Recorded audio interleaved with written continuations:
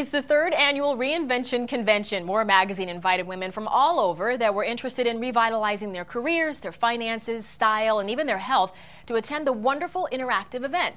The keynote speaker is education and women's health advocate, not to mention former First Lady Laura Bush, and our own Judy Goss sat down with Mrs. Bush and other speakers to talk about their success in transitioning their lives.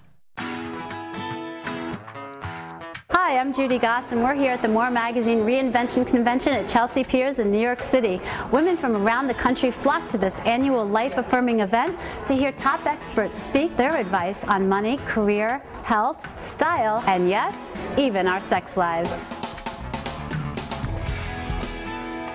Women across the country, hundreds of women are flocking to this event, the Reinvention Convention. Can you tell us exactly what it is? 500 women here trying to figure out what's next for them, how they're going to reinvent themselves, how they're going to change their lives, and what they're going to do next. More has really always been about reinvention, and it's one of those things that happens to women. You know, we reinvent ourselves all the time. When you have children, you reinvent yourselves, and then when your children get a little older, you have to reinvent yourself again. The speakers are all amazing, but it was a special honor to have former First Lady Laura Bush as our morning keynote speaker. And in addition, I got to sit down one-on-one with her and talk to her about what personal reinvention means to her. One of the biggest reinventions I can think of is going from citizen to First Lady in the White House.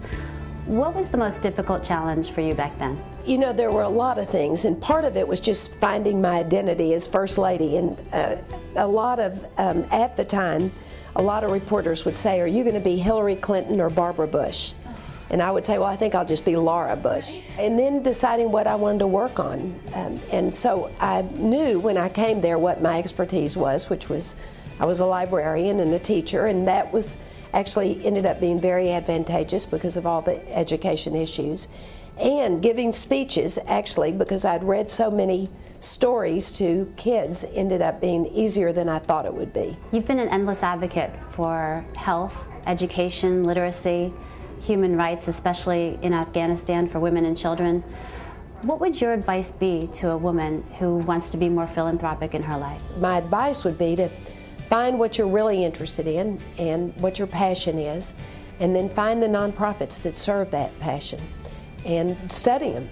Find out how much of their money they really give away and how much they use for administration, and then pick the ones that you think are the most effective and get involved. Another treat for me, chatting with the fabulous Efron sisters, Nora and Delia. I think that about every 10 years is a good period of time to reinvent yourself. And one of the weird things is that women are, in some weird way, more able to do it than men are. And of course, there was one question that I just had to ask every woman I met. If I knew then what I know now, I would have invited myself in far more often to situations that I was afraid of. The worst that happens, it get turned away, and that's not so bad. You don't die.